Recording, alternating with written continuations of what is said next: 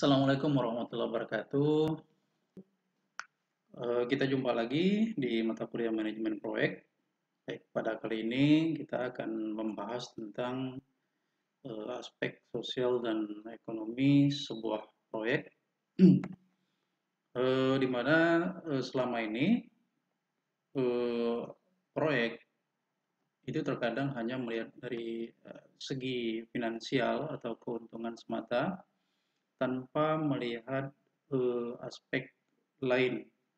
Artinya aspek seperti aspek sosial, kemudian aspek ekonomi itu tidak terlalu diperhatikan. Padahal eh, se idealnya aspek sosial dan ekonomi ini juga menjadi tujuan dari diadakannya sebuah proyek.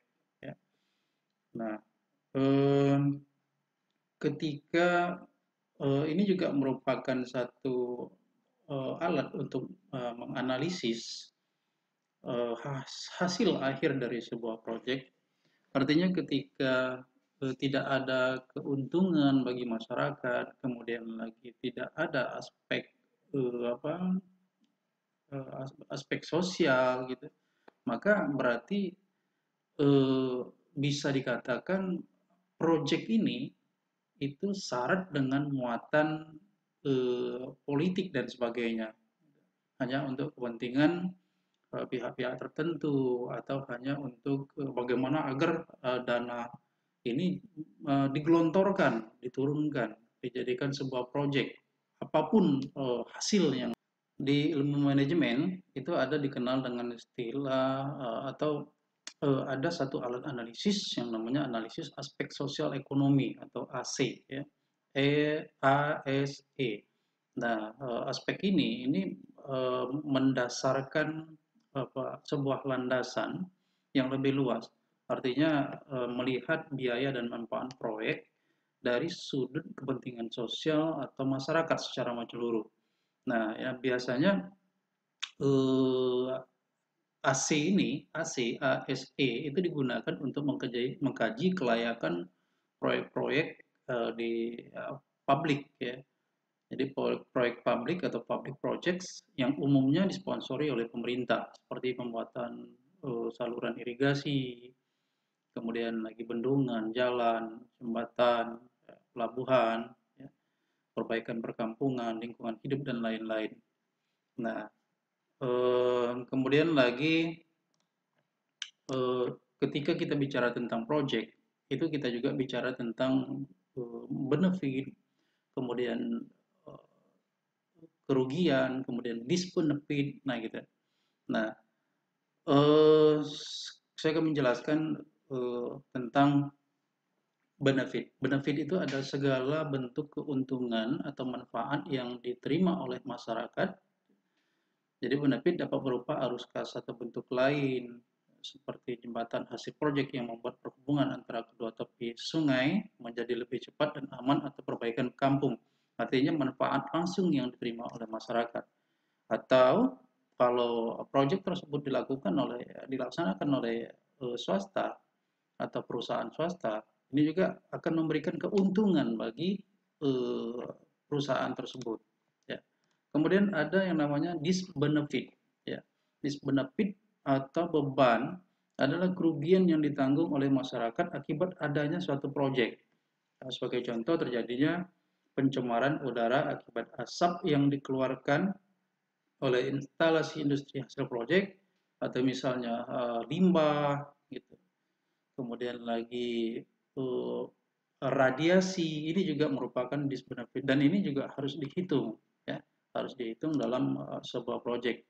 Artinya ketika ada disbenefit, ada proses kompensasi yang diterima oleh lingkungan. Nah, kemudian lagi biaya. Biaya adalah pengeluaran untuk pelaksanaan proyek, operasi serta pemeliharaan instalasi hasil proyek, ya. Contohnya adalah biaya untuk membangun jalan raya, mengoperasikannya dan meliharanya. Jadi ketika membangun sebuah proyek tidak hanya membangun itu, tapi bagaimana proyek ini dioperasikan. Nah, itu juga membutuhkan biaya. Bagaimana mengoperasikan sebuah jalan raya.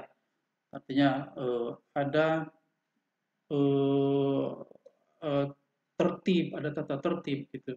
Dan kemudian ada proses perawatan, pemeliharaan. Nah, ini yang sangat penting. Jadi jangan sampai proyek yang sudah dibuat tidak ada pertanggungjawaban dari semua pihak, lama-lama ya hancur gitu. Jadi masyarakat juga tidak merasa bertanggung jawab terhadap proyek yang sudah dibangun.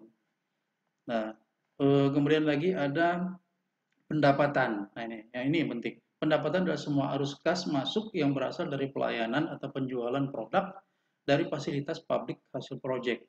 Misalnya pendapatan yang berasal dari langganan listrik, transportasi, rekreasi, dan lain-lain.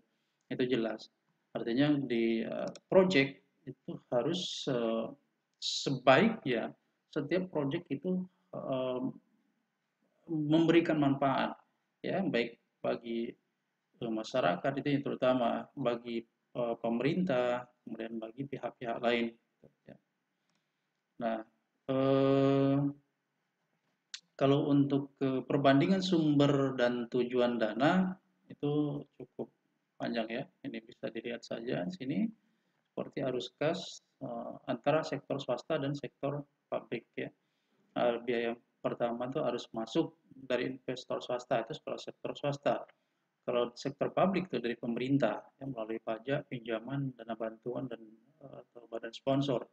Kemudian harus keluar itu untuk membiayai pembangunan proyek itu sama ya. Kemudian pendapatan. Pendapatan harus masuknya dari penjualan produk atau jasa itu di sektor swasta. Kemudian kalau di sektor publik bila ada dari penjualan produk atau jasa fasilitas yang dibangun proyek itu manfaat outcome ya. Nah, dan lain-lain biaya, benefit dan disbenefit. Oke, coba. Hmm, ya, ini ada satu contoh ya. Satu contoh, jadi satu yayasan yang bergerak dalam upaya meningkatkan sadaya masyarakat ingin mengolah limbah dari pabrik penggergajian kayu menjadi bahan bakar briket yang secara praktis dapat dipakai di dapur-dapur rumah tangga. Artinya di situ ada uh, apa terobosan baru ya, proyek terobosan baru yang tadinya masyarakat um, menggunakan kayu ya, untuk bahan bakar atau minyak, kemudian diganti dengan briket. Itu merupakan penghematan.